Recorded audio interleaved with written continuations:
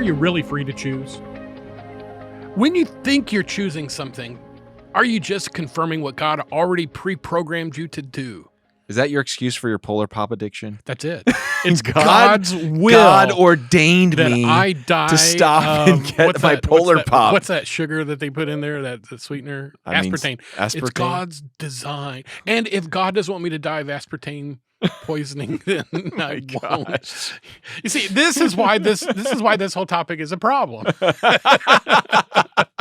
We are continuing our series here on Life Talks about God's sovereignty and man's responsibility. Where do they intersect, or do they intersect at all? Yes. My name is Dan. I'm with Ben. We're the teaching pastors at Life Fellowship in suburban Charlotte, North Carolina.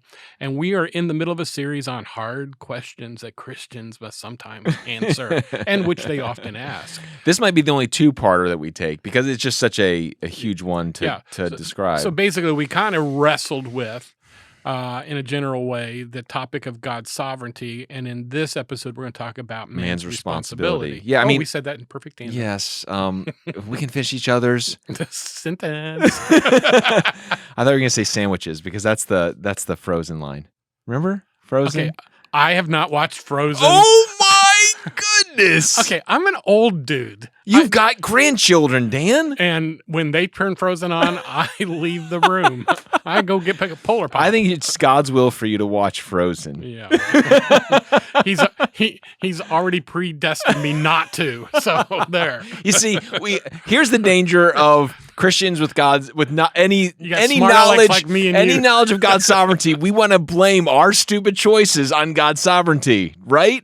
So, okay, last time we talked about this idea of God being sovereign and his divine plan. Like, there's no doubt that he has a divine plan for all of human history, and every individual within that human history, he has nothing's outside of his control.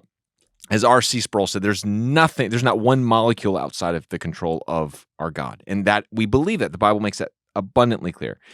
And so what we're going to talk about today is this idea of man's free will or man's freedom. So how free is man? And so there's two different schools of thought of how we define freedom for mankind. So the two schools are compatibility. Easy for you to say. Compatibilism and libertarianism. You're still bringing it up. I'm not coughing. The last episode we do of Life Talks, I'm going to talk about your problem with cough syrup. No, on the last episode of podcast, I'm bringing in my cough syrup, and you will have a sip of it. That's what we're doing. This podcast is going to last forever. So compatibilism is this idea.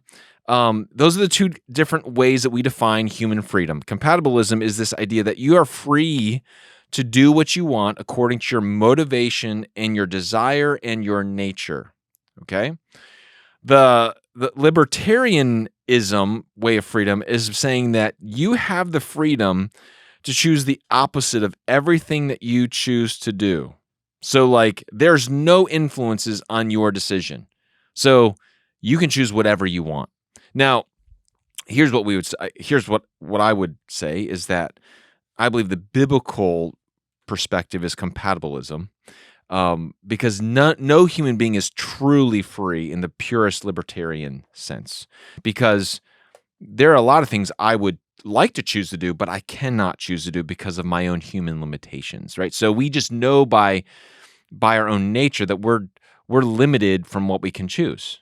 We can choose a lot of things, but there's a lot of things that we can't choose, and so we're not completely the pure libertarianism. We're not there yet. It's impossible because of our human nature. But more the Arminian perspective is that we could say we're libertarianism. That's the kind of freedom we have, because they don't believe that when a human makes a decision, whether it's a decision for salvation to accept Christ, or a decision to obey or disobey God, that God puts any influence on us at all. And so that's the Arminian perspective. I align more with the compatibilism, which is freedom in a box. Freedom in a box. Yeah. So you have a box in which you have plenty of free choices. Yeah. So the question is, how big is the box? Yeah, and that's the hard thing. Again, we're trying to see beyond what we are living in. And so when you're saying we live within these bounds of freedom and we want to know what's outside of the box of our freedom and we want to see the extent of the box of our freedom, we can't really see it. We just know that there are limitations. Yeah, but the person, okay, so the person who is just a pure, whatever term you're going to use, but they would say we are not free, that God's sovereignty has already pre-assigned. We are basically ones and zeros in a matrix that God has designed. Right. And that you really don't have any free will at all. Yeah. They're going to take issue with you. Yeah, they will. And so, but how can that be defined as freedom at any level? Right, because at the end of the day, it's still our choice of whether or not we're going to do that. I'm going to give you a series of biblical examples of this.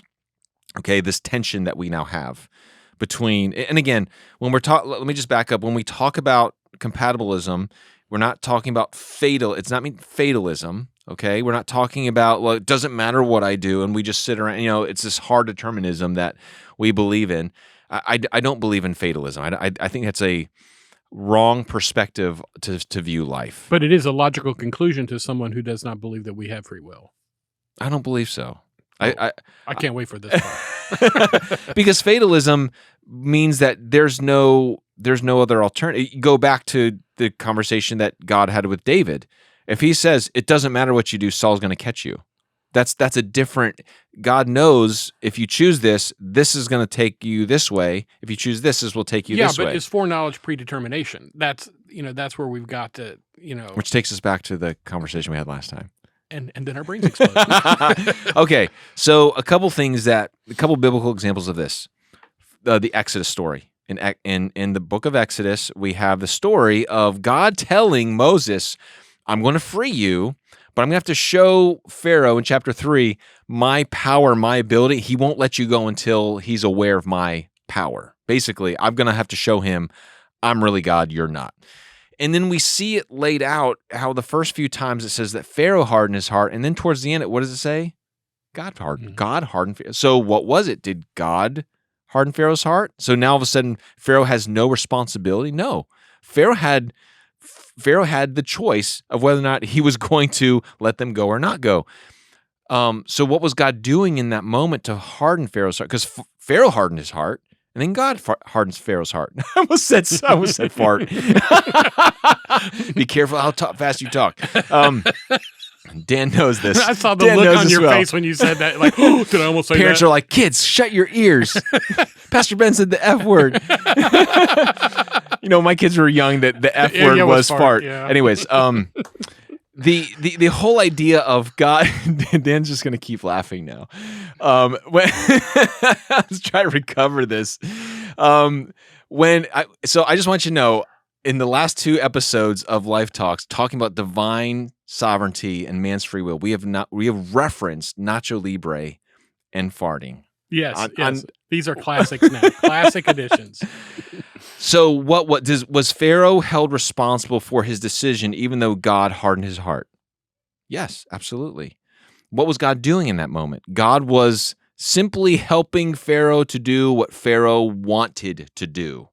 He just made sure that Pharaoh was stuck with the plan that Pharaoh wanted to do. So God was working alongside of Pharaoh to make sure, saying, that's what you really want? Okay, we'll get there. Well, I will help you get there because that's what you really want, right? And so God ordained the hardening of Pharaoh's heart, both by Pharaoh's choice and God's choice, to show his power and his glory and his majesty, not just to the people who are his chosen people, but also the people of Egypt, to say, this is who I am. You got to know who I am. And so that's one example. Another example, you have Joseph and his brothers, right? His brothers hate Joseph.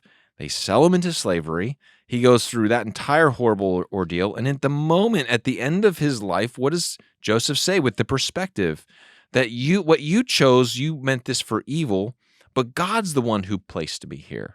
God's the one that wanted me to be here to save you, to save humanity.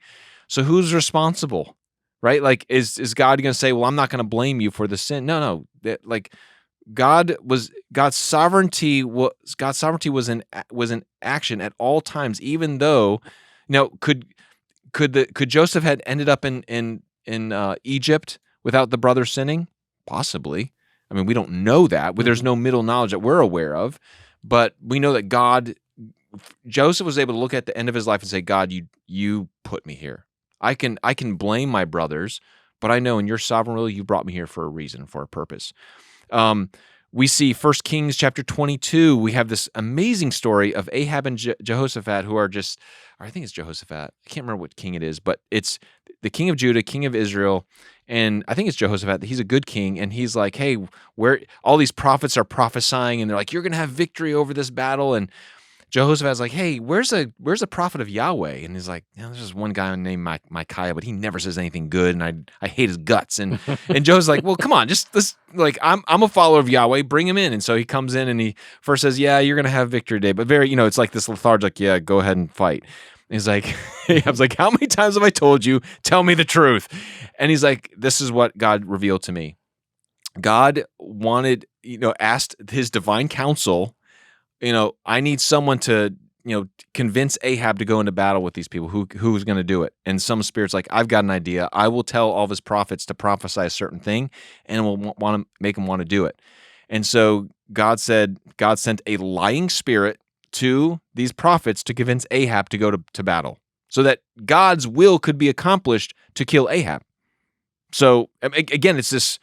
You see behind the curtain of how God is orchestrating human events to take place, and he's even using the spirit realm to influence humans, to get humans to make choices that they always wanted to do. Does that make sense? Yes. However, you have to juxtaposition this alongside about the known attributes of God. Yeah. Otherwise, it begins to fall apart, and then you could literally assign evil to God. We know again, we cannot assign evil to God because God doesn't choose evil, right? No evil. He's not the author of evil. Evil exists because he's created beings who are not him and who have chosen to say, I will, in order for love to be possible, we talked about this at our other episode, in order for love to be possible, which is the greatest good, he had to create an ability for people to reject him. And so there's this freedom we all have to reject God. And then when you bring in, so those are just some historical examples. Then when you bring in the whole idea of salvation, right? You have this idea of God predestining, electing. You have this, even Ephesians 2:8-9, for by grace are we saved through faith. It is not of works. It is a gift of God. It is a gift of God, not of works, lest any man should boast. And then in verse 10, what does it say? For we are his workmanship, created in Christ Jesus, for his workmanship that he prepared beforehand that we should walk in him. So we're created for good works that he prepared beforehand that we should walk in them. So, there's this idea of God's sovereignty, our responsibility. We were designed and predestined. There are good works that God's predestined us for. We just got to do it. Yeah, and part of our problem is because, again, we look at things in a linear sense, and God doesn't. He sees it all simultaneously. Yeah, and I think that's the biggest problem is it's the time, it's being bound by the time issue that God is not bound by that really messes us up. Yeah, because we can't comprehend. We can't comprehend things outside the linear way that which God does things. Now, God speaks to us through time-related language because that's what we understand. But God is outside of time, and God is not bound by time. And so when there's things that happen in time, it's hard to fully express the fullness of the infiniteness of God within time bounds. And so those are some just examples that we see in Scripture of this tension we feel between man's responsibility, God's sovereignty. How does it all work? I don't know, but I do know this. When it comes to man's freedom, the Bible makes clear that we are held responsible for every decision we make. Mm-hmm. There's no doubt with and that's clearly known. It's clearly known. And yet you have this idea, you have these pictures of God, helping Pharaoh to make his decision of allowing a spirit to deceive these prophets. You even have this idea of, in Romans chapter 1, when it talks about man rejecting God, remember they exchange the truth for a lie, and you see this progression of deterioration of the moral life of people that reject God. And in 3 times in Romans chapter 1, it says, God gave them over. God gave them over. God gave. So even in the deterioration of people, there's this act of God of saying, if that's what you want, like, here you go. Mm-hmm. So even in man's rebellion, there's an act of God saying, go ahead. Like, God's never not active. God's always active. God's always working. God's always involved. There's nothing that he looks at and is surprised at. There's nothing he looks at and says, well, I wonder how that happened. Like, there's... Or that's out of control. Oh, man, like, I can't believe that just happened. That, like, I had no plan for that. And even when you have the genealogy, and we've talked about the genealogy of Jesus in the book of Matthew, every woman that's in there shouldn't have been there, right? You know, you have Bathsheba. She shouldn't have. I mean, Rahab. You have, Tamar. You have Ruth. Like, Ruth was a Moabite. She shouldn't have been there.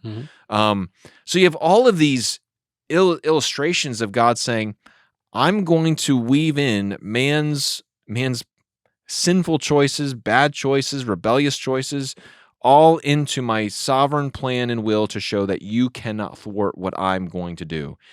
And so, again, when we look at the Word of God and it shares this tension of, okay, man is responsible and we have the ability to make choices of whether or not, I mean, I am free right now, Dan, to smack you across the face. You indeed are. Right? Like, I could do that. I don't want to do that, right? I would advise against it. And I would never do that. But I think, like, yes, we all have choices. All of us have choices. Yeah. And I think we should never blame our choices on it's not like the older brothers are like, well, God just chose us to do this, so don't blame me. Like, that's a wrong way of looking at things. It is, and yet for some it becomes a convenient excuse not to do what God has asked man to do, which is to govern themselves, to use moral choices that glorify God. Yeah. And that's where the extreme views are rarely where God is working. Yeah. And we have to make sure that in our pursuit for absolutes that we don't forget that we are dealing with something that's supernatural, not simply 100%. Natural. Because we want logic, we want explanations, we want evidence. Because in God's mind, there's no external control that's making him do anything. Right. Never. There's never an external control into his mind that influences his decisions. For us, we have lots of influences. And lots of limitations. And so when it comes to, we don't just make a decision, that we make decisions because of, I think of how this person will think, or because of my natural proclivity. And realistically, we're making decisions for reasons we don't even know we're making decisions. So I mean, there's a lot of things that are going on in our decision making. There's a lot of influences. That's what I'm saying. And so God is absolutely one of those influences that we can't deny when we do make decisions. We're not completely free from God's influence on our decisions we make. And so how that all works together, I know it's there, and we shouldn't shy away from it. But I think if we try to, again, I think the analogy, what we're talking about, that we're within this box of understanding, and if we're trying to understand what things are outside of the box, man, we're just going to just feel really frustrated with that. But we know that God is in control. We know that we are responsible, and that God expects us to obey him. And to follow him, and to trust in him, and to put our belief in him. And so that with the knowledge we have, let's be obedient with the knowledge we have. Yeah. And one of the dangers, there's actually a philosophical branch called finite godism. And the finite godism is we're in a box, right? But there's nothing outside of the box. What we have to realize is God has placed us in a box, but there's a whole lot more outside of the box that God is working in and has authority over, that we cannot see because we're in the box. Right. 100%. So, and he gives us a little glimpse every once in a while. We can peek through the cracks, but that's right. We don't know everything that's out there. We don't know. So, nope. Well, this, have we made things clear as mud? But I love these conversations because, you may be driving down the road while you're listening to our podcast, and now you got another 30 minutes to go. Well, I hope you're thinking about this. I hope you're praying about it. And I hope you're applying the faith that God says is without faith, it's impossible to please him. Some of the conclusions you reach have to be faith-based conclusions because we don't have all the information available to us. So lean into the faith of God. Lean into the authority of God. Lean into the word of God as you sort through these things. And you will get never complete clarity, but you'll get more clarity as you progress. That's good. Well, this has been a great conversation, Ben. Thanks as always. You're the smartest guy I know. I love talking to you. And I feel like we left so many things on the we didn't get into.